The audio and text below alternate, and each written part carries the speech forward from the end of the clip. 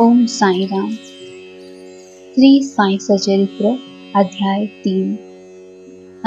3 के प्रमुख विषय हैं श्री साई बाबा की स्वीकृति, आज्ञा और प्रतिज्ञा, भक्तों को कार्य समर्पण, बाबा की लीलाएं, ज्योति स्तंभ स्वरूप, मातृप्रेम, रोहिला की कथा, उनके मधुर अमृत उपदेश।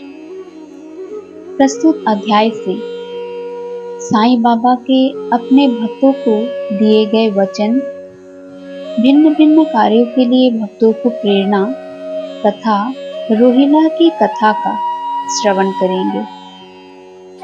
श्री साईं बाबा की स्वीकृति और वचन देना। जैसे कि गत अध्याय में वर्णन किया जा चुका है, बाबा ने सचरित्र लिखने की अनुमति देते हुए कहा कि सचरित्र लेखन के लिए मेरी पूर्ण अनुमति है। तुम अपना मन स्थिर कर मेरे वचनों में श्रद्धा रखो और निर्भय होकर कर्तव्य पालन करते रहो। यदि मेरी लीलाएं लिखी गई तो अविद्या का नाश होगा तथा ध्यान व भक्ति पूर्वक श्रवण करने से दैहिक बुद्धि नष्ट होकर भक्ति और प्रेम की तीव्र लहर प्रवाहित होगी और जो इन लीलाओं की अधिक गहराई तक खोज करेगा उसे ज्ञान रूपी अमूल्य रत्न की प्राप्ति हो जाएगी। बाबा ने श्यामा की ओर दृष्टिपात कर कहा, जो प्रेम पूर्वक मेरा नाम स्मरण करेगा मैं उसकी समस्त इच्छाएं पूर्ण कर दूंगा। उसकी भक्ति में उत्तरोत्तर वृद्धि होगी। जो मेरे चरित्र और कृत्यों का श्रद्धा पूर्वक गायन करेगा उसकी मैं हर प्रकार से सदैव सहायता करूंगा। भिन्न भिन्न कार्यों की भक्तों को प्रेरणा। भगवान अपने किसी भक्त को मंदिर, मठ, किसी को नदी के तीर पर घाट बनवाने की, किसी को तीर्थ पर्यटन करने की और किसी को भगवत कीर्तन करने एवं भिन्न भिन्न कार्य करने की प्रेरणा देते हैं, परंतु उन्होंने मुझे साईं सचरित्र लेखन की प्रेरणा दी।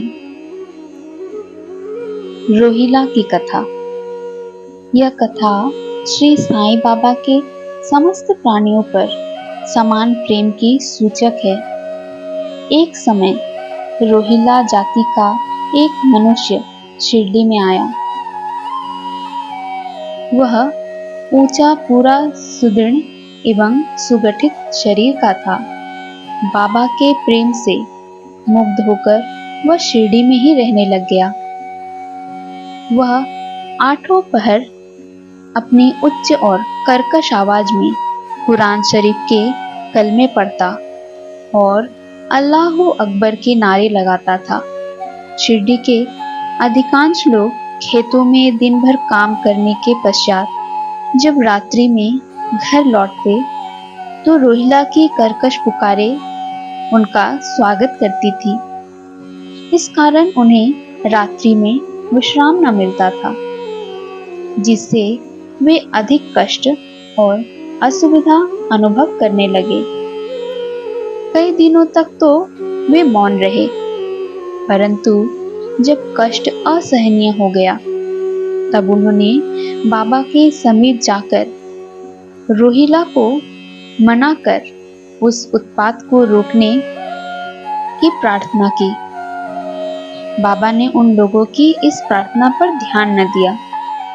इसके विपरीत गांव वालों को आड़े हाथों लेते हुए बोले कि वे अपने कार्य पर ही ध्यान दें और रोहिला की ओर ध्यान न दें। बाबा ने उनसे कहा कि रोहिला की पत्नी बुरे स्वभाव की है और वह रोहिला को तथा मुझे अधिक कष्ट पहुंचाती है, परंतु वह उसके कलमों के समक्ष उपस्थित होने का साहस करने में असमर्थ है और इसी कारण वह शांति और सुख में है। यथार्थ में रोहिला की कोई पत्नी न थी। बाबा का संकेत केवल कुविचारों की ओर था। अन्य विषयों की अपेक्षा बाबा प्रार्थना और ईश आराधना को महत्व देते थे। अतः उन्होंने रोहिला के पक्ष का समर्थन कर ग्रामवासियों को शांतिपूर्वक थोड़े समय तक उत्पात सहन करने का परामर्श दिया। ओम साईं राम।